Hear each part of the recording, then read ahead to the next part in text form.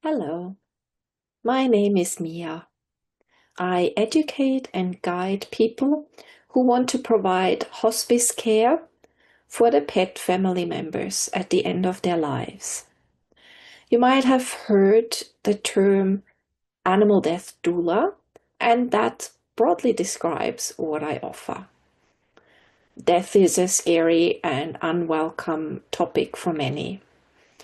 It's only human to fear what you don't know. Education provides the bridge between being afraid of dying in death to being prepared and ready to honor the end of life. What I've been offering for the past several years via one-on-one sessions and my animal hospice care blog articles aligns with what Spirits in Transition and Bright Haven have been sharing as pioneers in this field. Education on what natural dying in animal looks like, where euthanasia is the exception, not the rule, and guidance on who we need to be to walk this path with our animals. Information and education on animal hospice care is still very scant, and I want to change that with my work. Following is an interview with Dr Saranyu Pearson, who has been a vet in Australia for over 30 years. In addition to her veterinary training, she is a certified classic homeopath and practices integrative veterinary care. In our fascinating conversation, Dr. Pearson and I talked about how to accept that death is something natural and takes its course at the end of life. We discussed why she has chosen to not euthanize animals anymore in her practice. We also spoke about the effects and considerations about pharmaceutical drugs and compared that with natural medicines. My hope for you who watches our conversation is that it lands in you exactly where you need it. Be that to open your eyes and become curious, or maybe to encourage or even uplift you. My wish for you is that this hour of watching our conversation enriches your life and fills you with gratitude that you took the time to listen to it. All right. So, good morning. Thank you for taking the time to speak with me today. I'm really grateful, and I'd like to jump straight into it and ask you to please introduce yourself and tell me how long you have been a vet and when your interest in integrative medicine started. Well, I'm Dr. Saranyu Pearson. I've been an integrative veterinarian for over 20 years. And my interest started, I suppose, when I realised that there were a lot of gaps in my understanding of medicine and health. Through very thorough medical training and many years in practice, I was getting a little despondent over the lack of cure and the concept that animals could be really at their very best. So my interest arose when I discovered that there were many time-honoured natural methods of healing that had been disavowed or overlooked throughout history. And so I decided to study some of these modalities and just pare it back to the basics. The animals are trying all the time to tell us how to be well. Being connected to the natural world is what natural medicine is about, and they're very much connected to nature, and they understand what they're doing and they understand what they need to be well. And we'd stopped being able to listen to them and understand what that meant and how to interpret those messages. And so my veterinary training led me to appreciate that the animals knew more about their health than I knew about their health, even after many years of study. So I decided to listen to them. And some of the natural medicine practices that I encountered were quite life-affirming and a very, very different way of looking at health and wellness. And that's why I decided to study homeopathy and to branch into what's called integrative veterinary medicine, which incorporates a lot of older modalities like traditional Chinese medicine, homeopathy, herbal law, into how to enable animals to remain healthy and to get well. So that started for me about 20 years ago now when I moved to Geelong. And I've been doing that ever since. Thank you. You just spoke about how animals know a lot about health, and that's a nice segue to what the topic of our conversation will be today, because one of the things you've taught me is also animals know a lot about dying. And we're going to talk about animal hospice care today. So the first time I even got an idea of that was a few months before my dog Louis died. Out of the blue, I contacted you and I asked you if you could tell me more about your processional, always getting this wrong, processional grief counseling you offer. Can you speak about that? What does that entail? Well, it's a word that I made up, but it indicates that there's a process. There's a process to life and there's a process to death. And processional is getting everybody on the same page to be able to facilitate or to enable or to allow things to happen where there's no obstacles or interferences through other pushing, pulling, other agenda. So processional just indicates that it's a journey and the animal is able to take us on that journey if it's enabled and empowered. And so it's a process where people need to come to realise that the animal knows what it's doing. And all we need to do is bear witness and enable that, but also to be supported in our understanding of what's happening. I think a lot of people have been disavowed of their connection to the spiritual life and don't appreciate perhaps that they're not fully responsible for these animals and that life is connected to the universal source and we all have our own connection. And so it's re-establishing that awareness that we're all connected to a higher power and to trust that and to enable that to hold us and support us in our time of grief and parting. And that death is a natural part of living. You know, everything comes to an end. Everything has a life cycle, and that death is not something to be frightened about or to be avoiding or to be outsourcing or to be interfering with. It needs to be something that is natural and takes its course.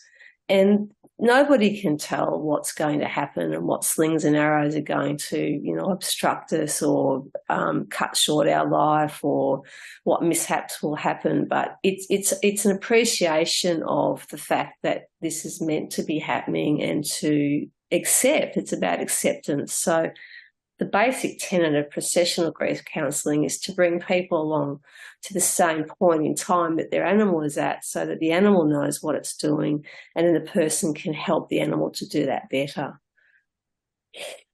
In this case, you know, leaving the body or being comfortable enough to transition to the next world without feeling like they have to be doing anything more than what they're doing. And the people also need to know or to feel or to be supported in the fact that they don't have to do more than what they're doing either, other than to provide love and nurture and support and as much care as possible in those very, very important last few hours or days.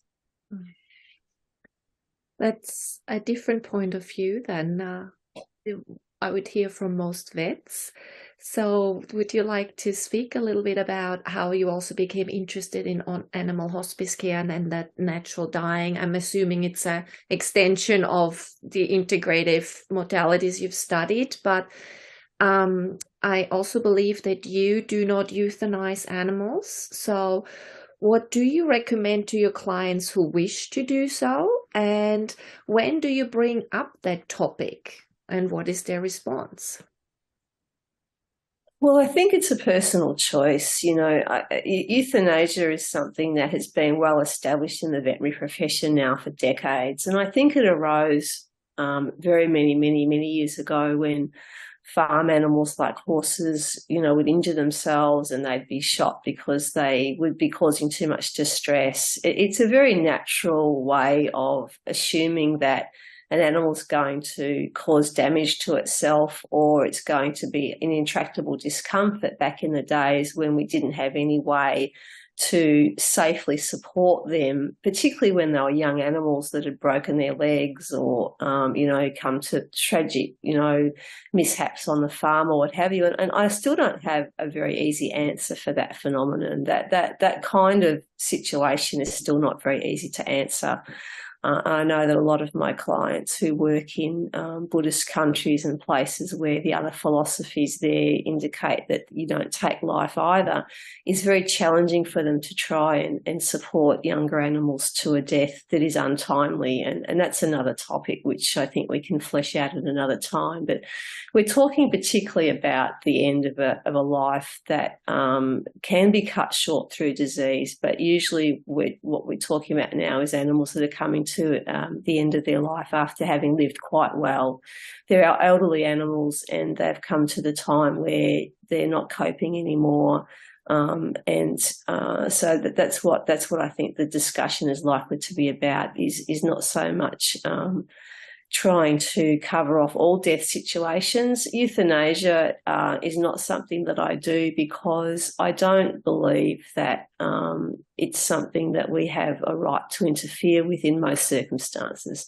So short of those ones that I was talking about where there's intractable distress in the young animals and there's no way through certain circumstances, euthanasia has been, I think, overused as an excuse to say, well, this is the time now, it's time to say goodbye, when we don't really have any control or authority over that process. In actual fact, from a spiritual perspective, it's not our choice to decide when our time has come. Our soul knows when our time has come, just as the animal soul knows when its time has come. And it needs to have the ability to live out its soul's purpose before it moves on to its next life. And so my deep held belief and appreciation is that we have a responsibility to enable the soul to fulfill its purpose before it's stopped from doing that. Now, the only thing that should stop it from doing that is the source. Their time has come when their time has come, and it's difficult because it requires a lot of support, a lot of understanding, and people should not feel bad if they can't manage or cope with that. And this is why euthanasia is still an option, and most veterinarians, in fact, nearly all of them, will still offer euthanasia because there are circumstances where it is very, very difficult to support an animal and a family unit to a perfect outcome. But I suppose what we're challenging here is the concept that it can be done or that it can't be done, and we know that it can be done with the right tools and the right support. That people who choose to honour that process are given the tools and the support to do that. And the animals themselves are always grateful. I know that there are many blessings that come. There's always blessings that come from this approach. Without exception, every single case that I've helped facilitate to a natural end has always come with some blessing. Thank you, because a very wide held belief, or what you hear often, is, how does it go? Better a day early than a week too late. So we are in this understanding where vets and animal rights organizations, animal welfare organizations really do believe, and we have all those words, this is the last act of kindness, and then people who don't do that are maybe being looked at as selfish, or you just can't let go, or even cruel and things like that. And because one part that plays into that is pain, right? We don't want our animal to suffer. I would like to hear your thoughts on pain, and what's often connected with that too is the perceived loss of dignity. Well, dignity is a human term, and I know and we all know, we all as animal owners, we all know that animals have emotions and they all have feelings. But a lot of the words that we ascribe to these feelings are human concepts, and I'm not sure that, I mean, dignity is valid, I think, for certain animals. I think they just need to not feel embarrassed or ashamed. They go away. In the wild, for example, an animal will go away to die. So that they will want to be away from the pack because there's a primal natural inbuilt end of life for animals where they kill each other when they're near the end. So if we think about it, the big picture here, it's only because we've domesticated animals or they're living with us as part of our family that we have the concept of hospice or palliative care or whatever care we decide to call end of life. In the wild, they would just slink away, go under a bush and die, or someone would kill them, or they get left behind, or they get predated. So the nature is quite brutal. Nature is quite harsh in that sense, and it's because we care about them and love them, they're part of our family, and we've brought them into a human concept, that we provide what we call hospice care or palliative care to give them a safe place in which to depart, because we want to honour the contribution that they've made to us and also to offer them the love and support that they deserve for being part of our life. So there's two things there. Pain is something that we also ascribe to a situation that is untenable, whether that's physical pain, emotional pain, mental pain, what have you. Now, animals, I think, feel that differently, and there's no doubt that they do feel pain, and it's not for a moment to diminish the fact that they have pain senses and they feel pain. That's a very, very real concept. But if they are feeling loved and supported and comforted, a lot of the pain is anxiety and tension and distress.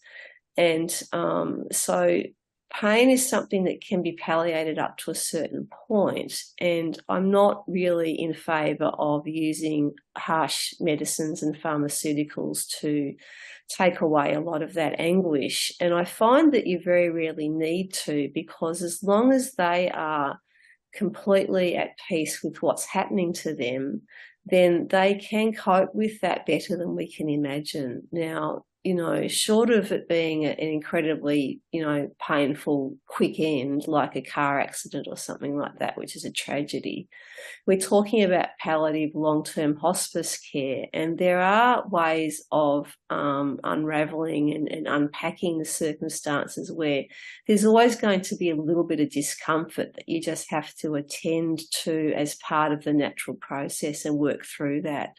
That there's no way to avoid there's no way to avoid everything, but we do have to be very mindful of animal welfare. That of course is a pivotal thing, and you mentioned that that's where we often come unstuck and criticised by people who are suggesting that what we're doing is being cruel and we're prolonging things and we're dragging things out. But it's a level of coping rather than reality. So if you are able to just sit with it peacefully and rise above the fact that this is difficult, it's not comfortable, it sucks, it's horrible, there's all those things that are valid concerns. Pain can be a relative term. There's absolute pain. Of course, nobody advocates for that. And there are ways to diminish that. There are medicines, there are natural herbs, and there are homeopathic medicines that can completely allay pain and distress at a physical and a mental level. So I think it's about understanding clearly what is happening, being able to be subjective, take yourself out of the situation and think what needs to be helped here, what is really happening here, where do we need to apply, things to address these issues, and when are they less necessary because it's a construct that we're assuming is there and is not actually really there. So death can be a painful process. There's no doubt about that. But there are medicines and there are ways that we can assuage that.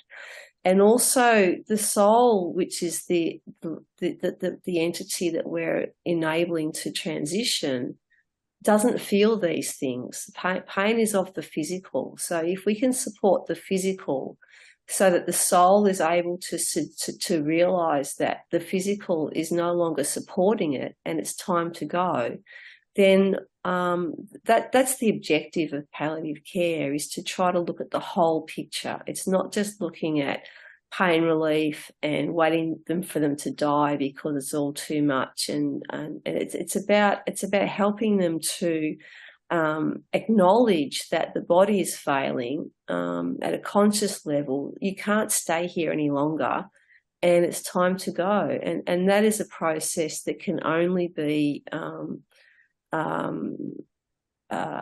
come to a conclusion with the right kind of tools, and that would be prayer, meditation, a spiritual perspective, and also the right medicines to physically deal with the discomfort.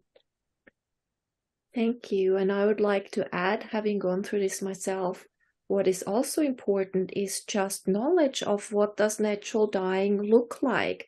What is, because, for example, one of the symptoms of dying, if you want to call that, is loss of appetite or fluctuating appetite. And with that comes weight loss. And that can look really scary. Animals can look really emaciated, and there's lots of opinions, and to really know and understand that they're not starving. Starving is when you have no access to food, or, you have a medical condition you can't swallow or digest. At least that's my understanding. Whereas at the end of life, that's normal. And we also know this from people, and that actually a lack of food, and then in the very few hours or days, even a lack of hydration, is also the body's wisdom to give some pain relief, because that, brings some endorphins that, if there's discomfort or whatever, it can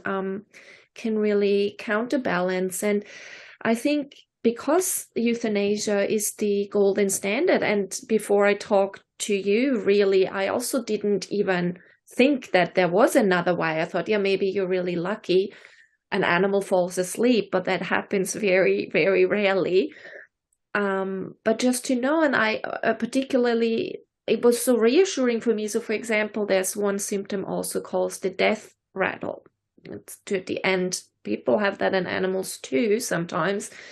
Their breathing, the airways are a bit obstructed because they can't clear them so well anymore, and it's a sound that can sound a bit unsettling. And I was really alarmed, but when you just let me know that that is normal and that is not painful, that was fine with me. So I think definitely, meditation and this bigger picture, and embracing the idea that death is part of life, but also the actual knowledge, what does it look like? Because we don't. The animals get euthanized before they lose that weight and, have all those kind of symptoms. Right. So, and it's because it's quite challenging. I think death has been outsourced now for so long that very few of us really get to experience it and see it as a natural phenomenon, either with our family members or with our pets or whatever. We've been avoiding it now for so long that we find it a scary business. And it's also been very popularized as being a frightening thing. And, I think we need to try to demystify and bring it back to being a very natural and acceptable thing, rather than a big, scary unknown. And I think that there are many, many people that have a lot of fear of dying and death, and this is translated then into the inability to cope with being able to go through experiencing those things you're describing, because they can be very challenging. But look, I don't think that this approach necessarily is going to be something that everybody can do, and I think it's very important also that people don't feel bad that they can't. And I think we should make that point quite clear, is that euthanasia is there as an option for people who really still can't bring themselves to to the point that they're comfortable with this. But there needs to be options for people who are, and there's many people who are. And you mentioned that it's just people who can't say goodbye, who want to hang on. But I challenge that. I think it's definitely not that. It's people who really want to do the very best. It's not about holding on and not wanting to let go. It's about wanting to do something in a way that feels deeply right for them and deeply right for the animal. And I think that that's what needs to be reavowed, is that option now, that it's not necessary to euthanize animals when they're quite capable of dying by themselves. And you're right that we need to be able to understand what that looks like so that we can do that from a place of compassion and love and concern and support rather than through neglect. Because, you know, death in the past historically, certainly for animals, has been, you know, cruel and harsh. As I said, in the wild, they would just be eaten by others, or they'd be left behind, or they'd be trampled, or what have you, which is a horrible thing to do. But we're talking about pets and beloved family members now who are able to die in the comfort of love and support and be reunited, you know, with spirit in a way that we can do with euthanasia, but there's that level of interference. I find that euthanasia is a level of interference that is often unwelcome and unwarranted simply because we don't know what that soul needs to do, and we don't know when it's finished its journey. I think too often people have said to me, oh, I would have put him down a week ago, but now he's better than ever. And I'm thinking, well, that's the distress that comes with euthanasia, is when do you make that decision? Well, people and vets have always said, oh, you'll know when it's time, the animal will know when it's time. I know for sure that animals will ask you to help them to die long before they need to, because they have an emotional element as well, which is also just saying, just end it now, just get it over with. Whereas the soul has a different plan. And I think that this is not something that any of us can really know for certain. But it's only by allowing ourselves the time and the space. And this is another important factor. Not everybody has the ability to put aside the time and the space to do this. And that's also not a reason to feel bad. So when I said it's not for everybody, there has to be time and space and effort put into providing that environment, and not feeling bad when you can't. People have busy lives, and hospice care, palliative care requires a lot of time. There's no easy way, whichever way you decide to do it. So I think it's just about understanding. It all comes down to understanding what's required, understanding what might happen, like you've pointed out quite nicely, is that there are very, very real biological and physiological concerns that need to be rendered normal and not have you panic about them. And then firstly, accepting that it's happening. You can't deny that the fact that an animal's coming to an end, and then changing your philosophy around, well, what is death? Well, death is just coming to the end of a life. It's a process that you cannot avoid, and you can accept it well, or you can fight it, and the more you fight it, the harder it gets.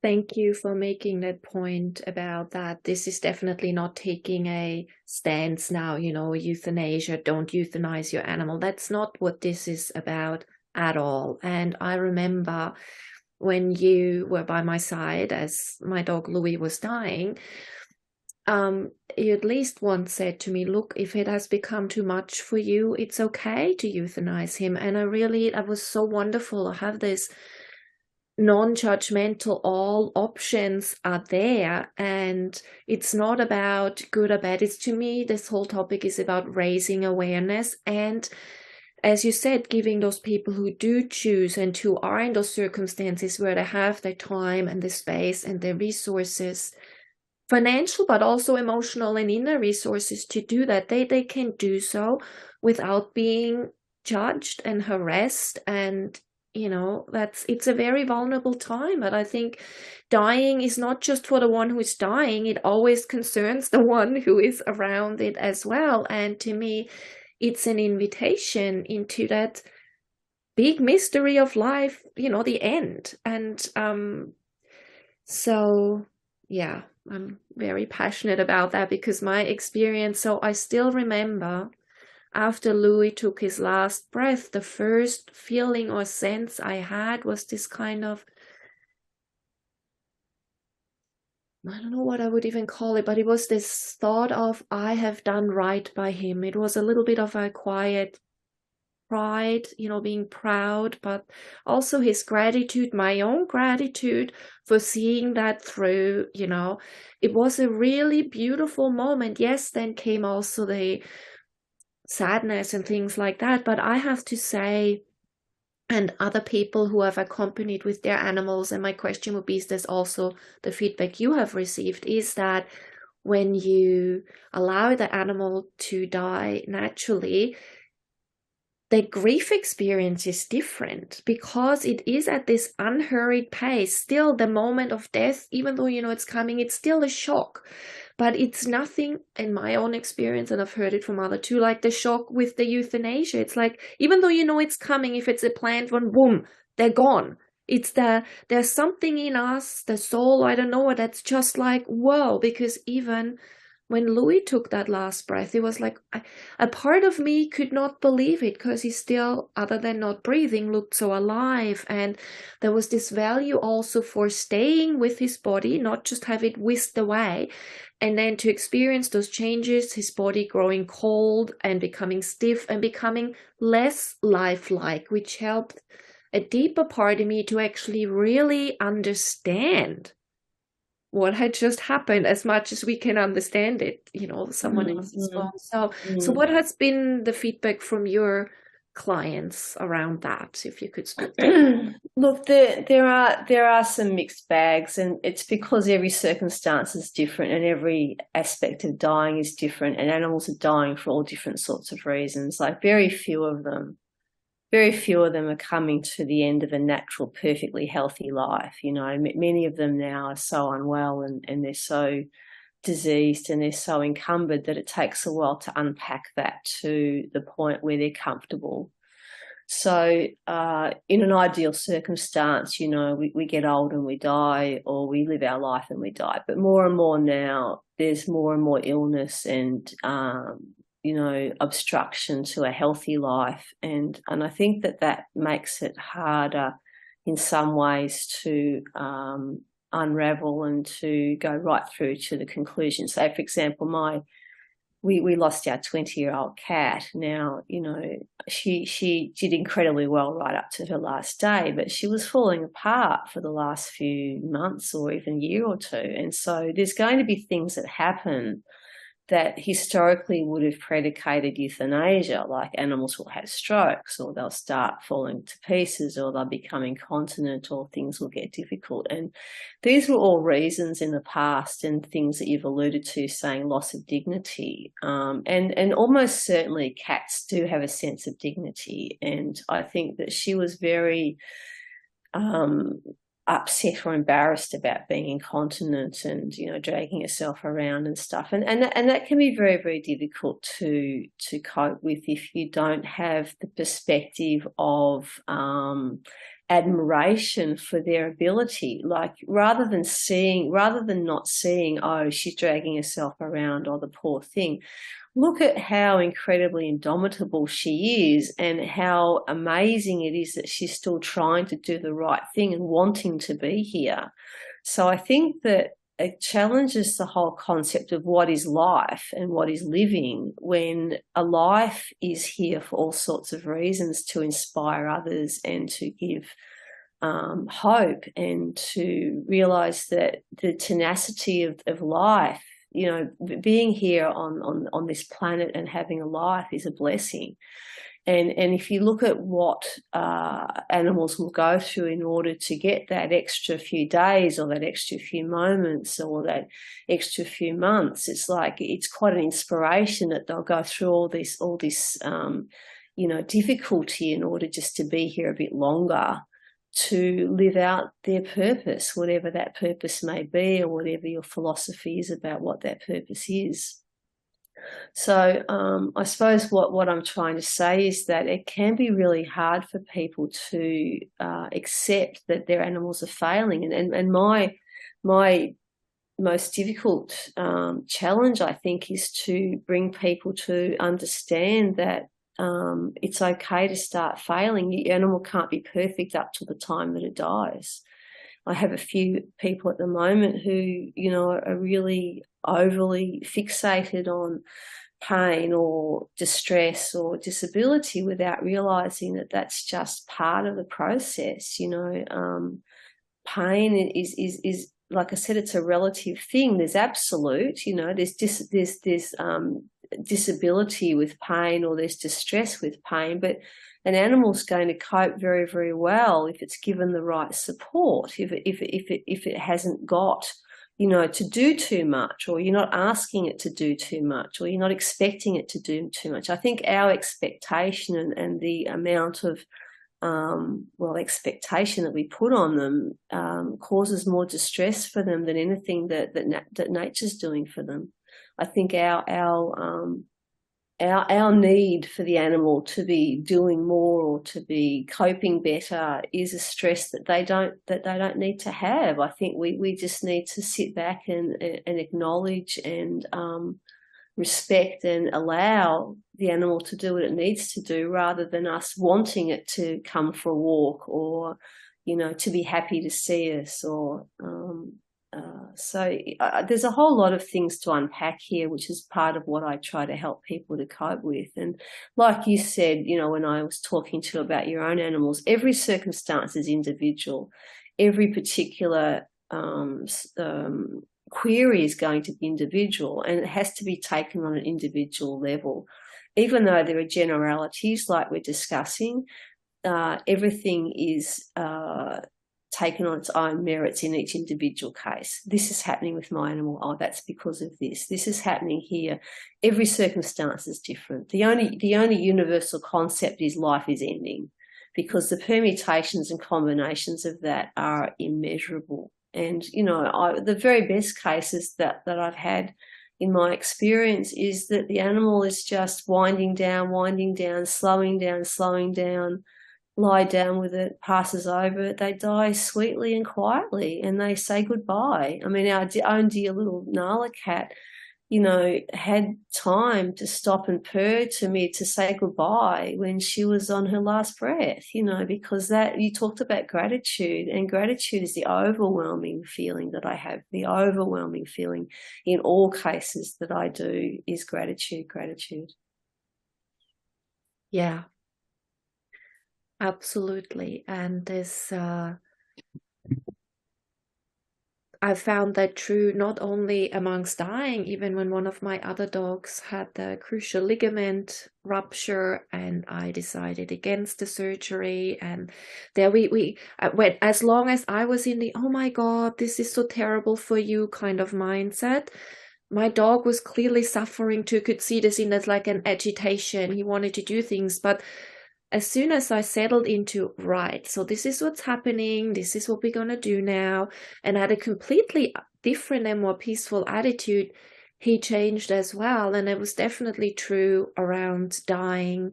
I mean, Louis, we still don't quite exactly know what had happened, but certainly it sounded like he had a stroke. He was paralyzed.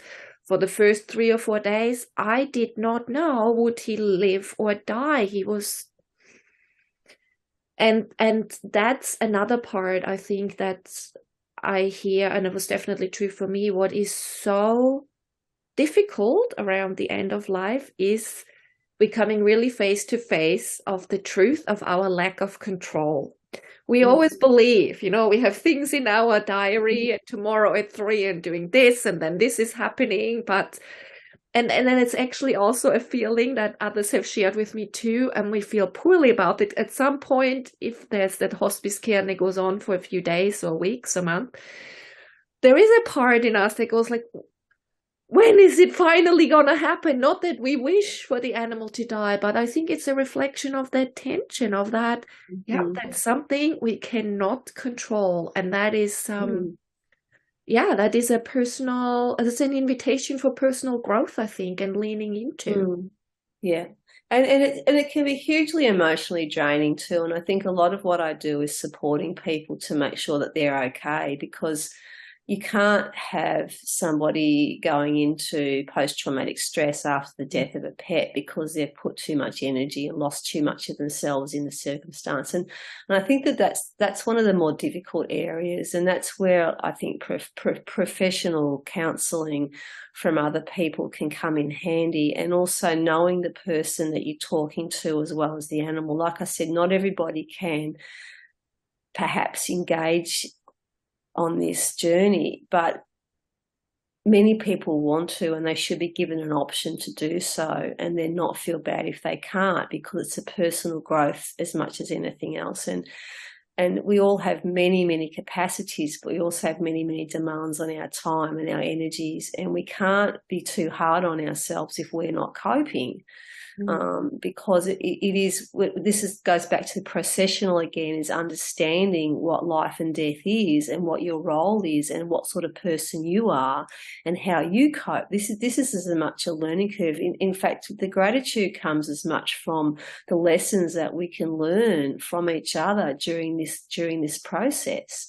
I think given that death has been avoided and outsourced and been a fearful thing for so long, we've lost the opportunity to learn about what life is by not having these experiences. And so this is one thing that is really wonderful about this approach, is that it's helping people to understand themselves better.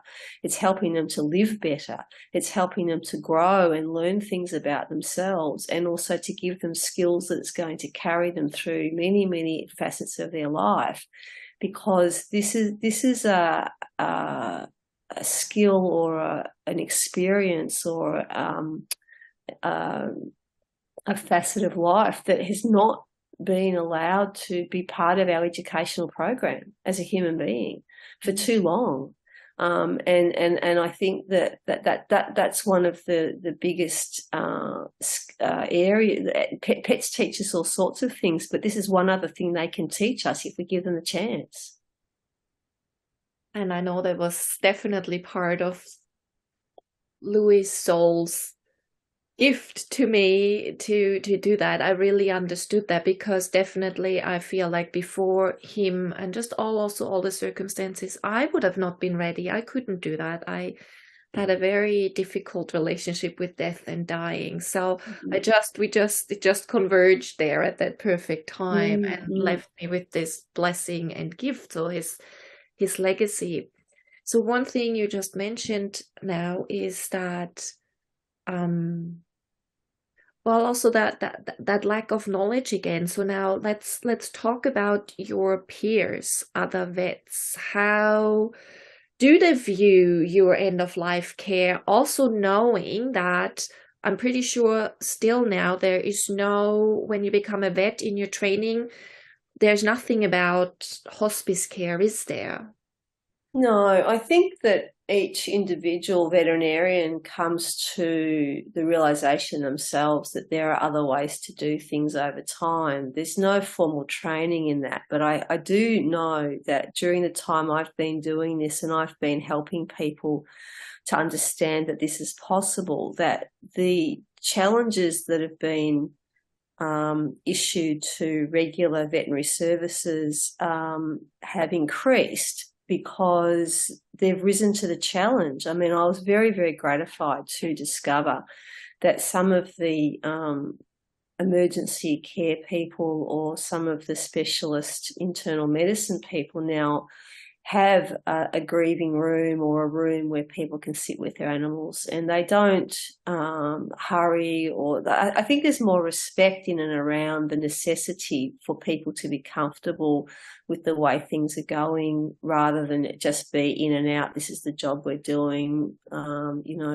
There's always been care. I'm not suggesting for a moment that vets don't care. I think euthanasia is one of the most distressing things that vets do. And I think as we're developing and evolving as human beings and our awareness is increasing of spiritual things, more and more vets are coming to realise that it is a little soul destroying to do end of life. it's not just a job anymore. It's actually people are taking it a little bit more seriously than that. And this is going to inevitably bring about a range of options that will need to come into consideration. Now, there still is overwhelmingly, and you've alluded to this, the concept of animal welfare, and that's to not dismiss that for a minute. That still governs the way that vets operate, and so it should. But it's a very, very black and white artifice it's a construct imposed over a life that's not black and white. So I'm not suggesting that you don't conform to animal welfare standards, but like every set of regulations and rules and things, it has its limitations in terms of how does that look when you evaluate suffering or quality of life or dignity. People are always going to have their own version of what that looks like. I'm going back to some colleagues of mine who have immeasurable difficulties working in Buddhist countries because they can't imagine that the animals are not suffering without realising that these people love these animals and they're offering their heart and their prayers and their meditations and everything they can to support these animals. So that concept of the deep care and compassion and love overriding what you're physically witnessing is a disparity that I don't think will be solved immediately. And when we're talking about how do my colleagues feel about what I do, I think many of them haven't really thought about what I do. I haven't discussed it with other people in my industry. It's not something that vets have a lot of time for in terms of it's not a big part of what they do because their whole life is spent in trying to drill down on diagnoses and keeping animals going and then say, well, we can't do it anymore. It's time to put them down. I think that's going to be shifting inevitably as the culture with the owners shifts. So I think once it's the owners that are going to put pressure on the industry for the veterinarians to change. And this is what I was saying before, is there are now, care facilities in regular vet clinics because the owners themselves have suggested that they want to do things differently. And since I've been doing this for the last 20 years, there are certainly colleagues of mine who are aware of my approach, who are starting to consider that there are valid reasons to change the way they do things to facilitate more compassionate end of life for people and the animals. For whatever reason they might come to think is the reason for that, it's happening. The culture's shifting a little bit, and I think it's through the concept of choice that things shift. I think if we're offering people choice and people realise that they do have a choice, then the world has to shift around to accommodate that. And I think that is happening. And the concept of hospice care or palliative care is relatively new in veterinary medicine. But I think it's only because of people like us who have an awareness or an appreciation of the need for it that we're advocating for it. And I think the rest of it speaks for itself. I think the integrity of it or the reality of it will come through because the animals themselves will be demanding it.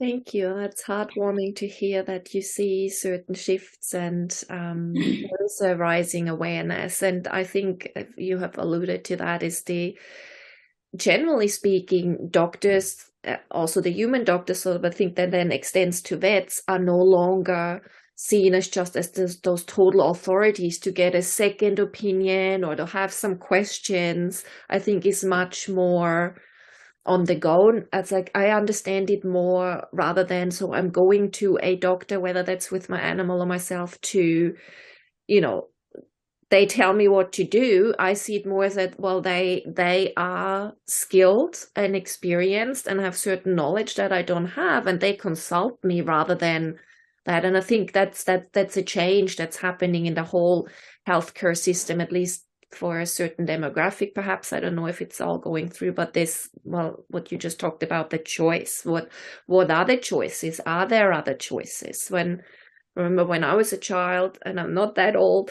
you would not ask a doctor, why, or is there something else we can do? You just assumed they know, and then you do that. So, Mm-hmm. yeah. Mm-hmm.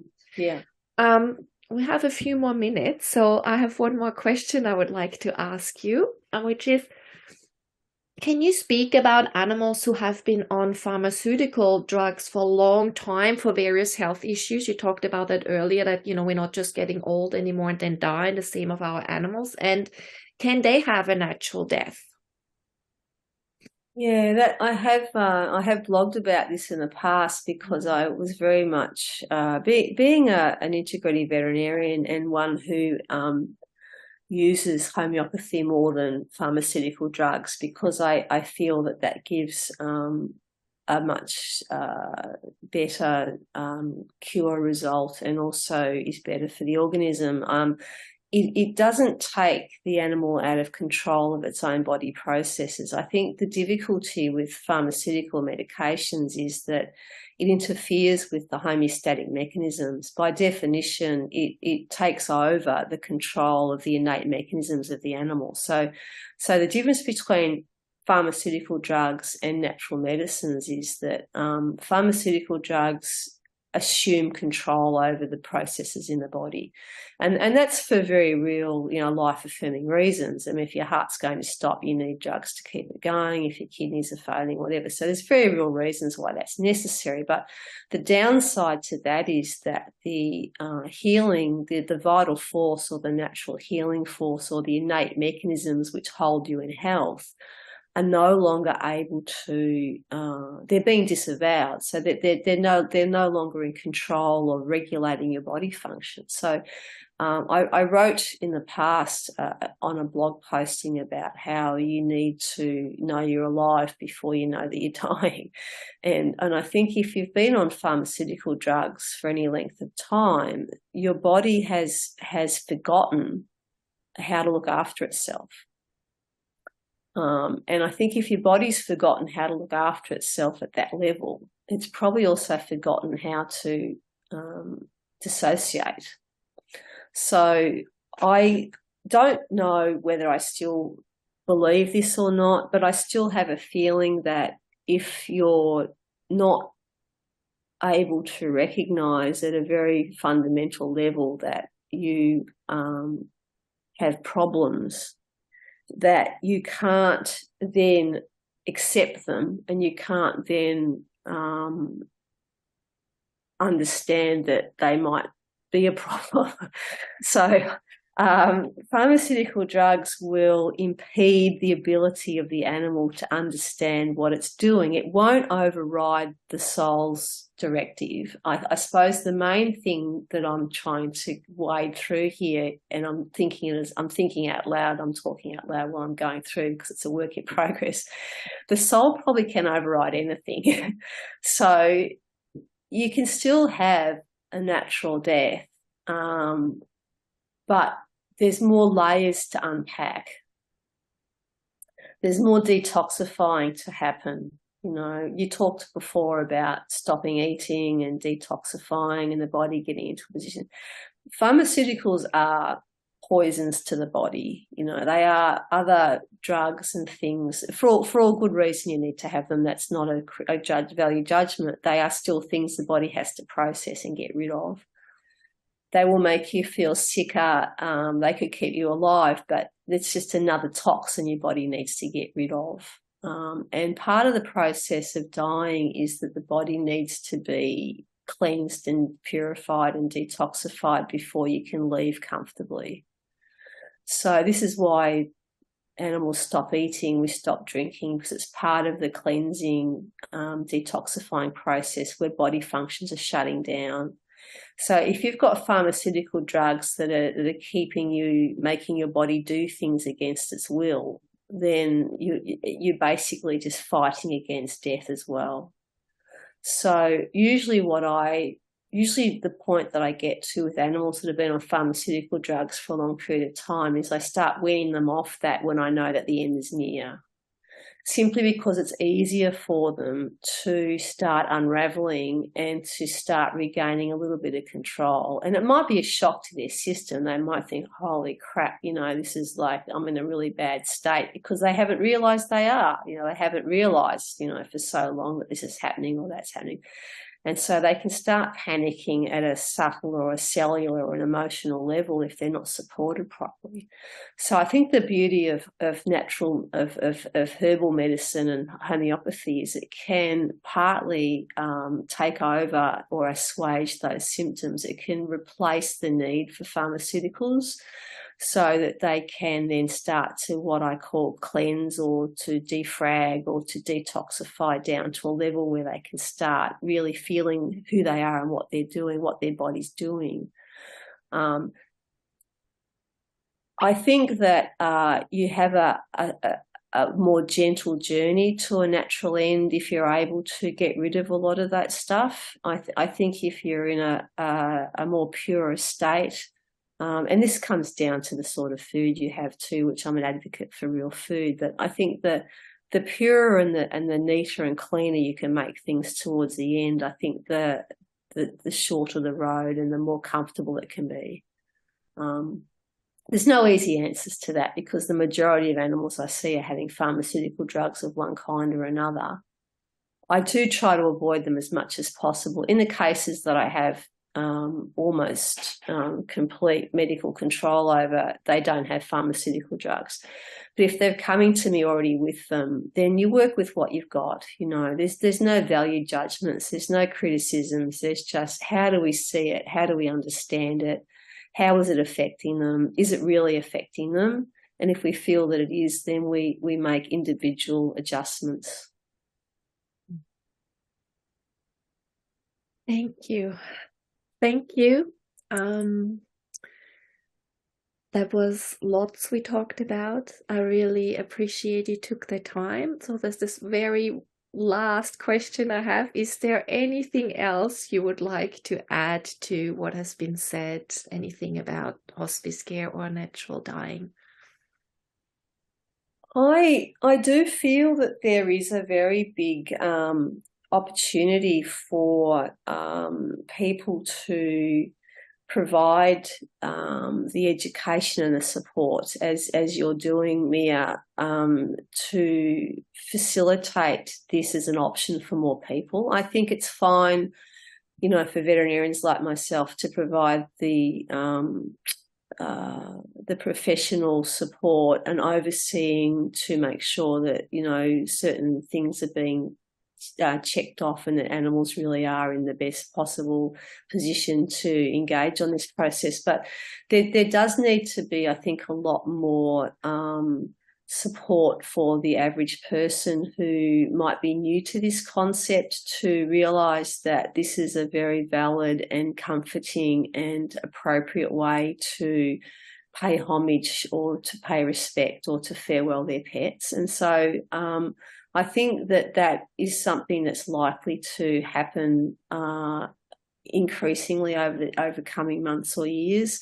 And then I think the veterinary profession is going to have to respond, and meet that in its own on its own level too, because I think we need to be a shifting, changing landscape of healthcare based on the needs of the public. I don't think that veterinarians should be determining the direction that healthcare goes for pets. I think that they need to be responsive to the needs of the community that they're serving. And I think I've tried very hard to do that over a number of years, is to reaffirm that life doesn't have to be as complicated or as difficult or as convoluted as we're making it, that it really is quite simple in essence. And we just need to pare it down to the basics. And this is pretty much what we're talking about now. There's nothing more basic than life and death. Mm-hmm.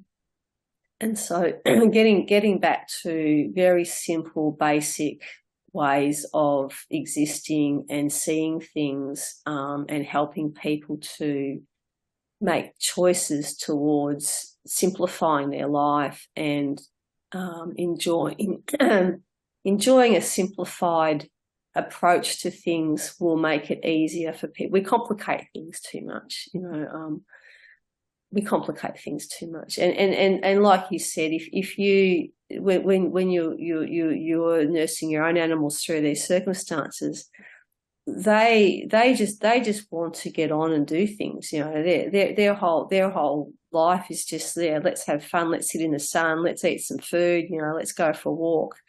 And I think we would do very well just to remember that the simple things are the most important things. Thank you. That was very empowering and encouraging to hear your words, as I am in the middle of writing a book on this topic, which I think the world is really needing, but because it's still, as we've talked it this whole time through, it's still a very on the fringe, pioneering kind of endeavor, but it's definitely something that's very dear to my heart. And I really honestly, no, I could not have done this the first time without you. And I thank you very much. And this keeping it simple is what I felt always comes through from you anyways. And just that input of, just let it unfold. There is nothing to do other than those little things, Yeah, well, I call turn it them over, change the nappy and things like that. And then there is a lot of nothing. Well, you're bearing witness to a sacred process. You're really just bearing witness to a sacred process. And I think you said something earlier, which has just eluded me then too. Oh, that's right. You mentioned, the beauty of the last moments of Louis's life. That's because there's a celebration in heaven when the soul is going. We celebrate the birth of souls here on earth.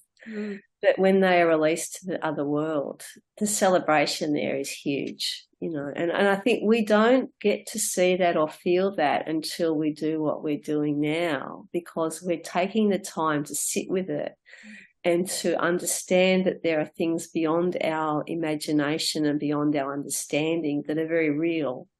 And you can get a glimpse of those, you can get a sniff of those, you can get a hint of those. And some of that is the sheer joy of the soul going to the soul's world, and that's the thing that gives us the most comfort and relief when our animals have passed on, is the sheer and utter joy of celebration of them being reunited in the soul's world. And I think that is the gratitude that we have, that we've been able to spend that time with them, the gratitude that they've shown us that reality, that higher reality, that there is, an immortality of the spirit. And that's something that I think everybody knows, but very few people get to really experience. What a beautiful way to bring our interview to a closure. Thank you very much. You're very welcome. Thank you very much, Mia. To speak. It's a pleasure. Thank you.